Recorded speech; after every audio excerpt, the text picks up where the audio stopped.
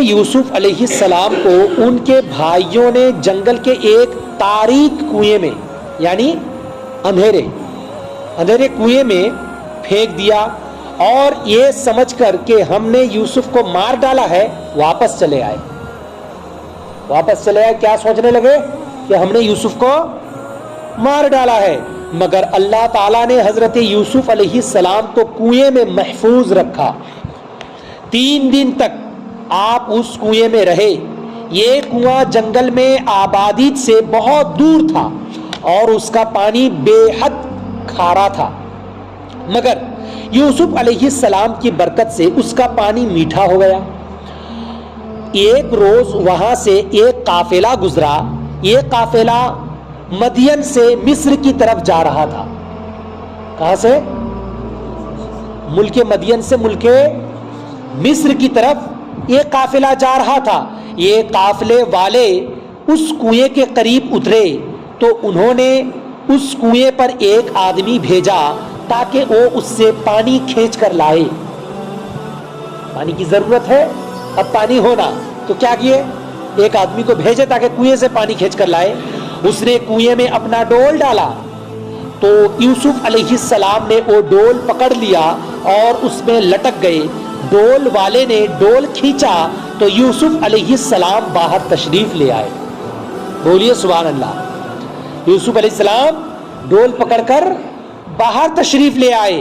اس نے جو آپ کا حسن و جمال دیکھا تو نہایت خوشی میں آ کر اپنے ساتھیوں کو مژدہ سنایا کہ یہ دیکھو کنویں سے ایک خوبصورت لڑکا نکلا ہے۔ سمجھ میں آئی؟ ایک خوبصورت لڑکا نکلا ہے، دیکھو دیکھو۔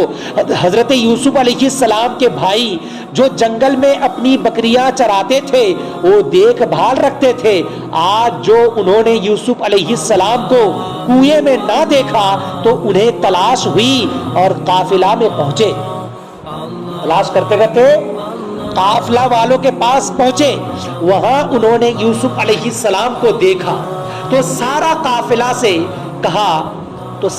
قافلہ سے کہا کہ یہ غلام ہے، ہمارے پاس سے بھاگ آیا ہے، کسی کام کا نہیں، نافرمان ہے، اگر خریدو تو ہم اسے سستا بیچ دیں گے۔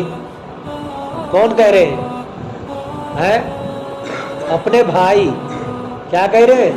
کہ غلام ہے، نافرمان ہے، میں بیچتا ہوں، اگر خریدنا چاہتے ہو تو سستا بیچتا ہوں۔ یہ بول کو اتنی دور لے جانا، اور پھر کیا کہنے لگے کہ یہ نافرمان ہے، اگر خریدو تو ہم سستا بیچ دیں گے، پھر اسے کہیں اتنی دور لے جانا کہ اس کی خبر بھی ہمارے سننے میں نہ آئے۔ جس کو خدا رکھے اسے کون چکھے؟ کیا کہہ رہے ہیں؟ اس کو اتنی دور لے جانا، میں سستا بیچتا ہوں لیکن اتنی دور لے جانا کہ اس کی خبر بھی ہمیں نہ آئے۔ یوسف علیہ السلام ان کے خوف سے خاموش رہے کہ اگر میں کچھ کہوں، ایک تو کنویں میں پھینک دیے تھے، پھر کہیں مار دھرنا شروع کر دیں، اس لیے حضرت یوسف علیہ السلام ایک دم چپ چاپ خاموش رہے۔ اور پھر آپ کے بھائیوں نے آپ کو قافلہ والوں کے ہاتھ چند کھوٹے داموں پر بیچ دیا، اور قافلے والے آپ کو خرید کر اپنے ساتھ مصر لے گئے۔ قرآن پاک پارہ نمبر 12۔ اس سے سبق کیا ملا؟ جسے اللہ رکھے اسے کون چکھے، جسے اللہ رکھے اسے کون چکھے، اور زمانہ لاکھ برا چاہے مگر وہی ہوتا ہے جو منظور خدا ہوتا ہے۔ اور یہ بھی معلوم ہوا کہ اللہ والوں کی برکت سے کھارا پانی بھی میٹھا ہو جاتا ہے۔ پھر اس کے بعد انشاءاللہ تبارک و تعالی آئندہ بیان کل سنیں گے۔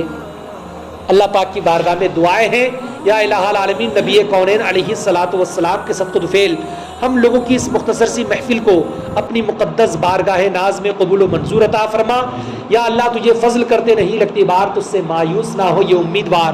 مالکہ بندہ نوازا جنہوں نے بھی مجھ سے دعا کے لیے کہا ہے، سبوں کا خیر فرما، بھلا فرما، اور ہم سبوں کے ایمان میں مضبوطی عطا فرما، مسلک اعلیٰ حضرت پر یوں ہی مرتے دم تک چلتے رہنے کی توفیق و رفیق عطا فرما۔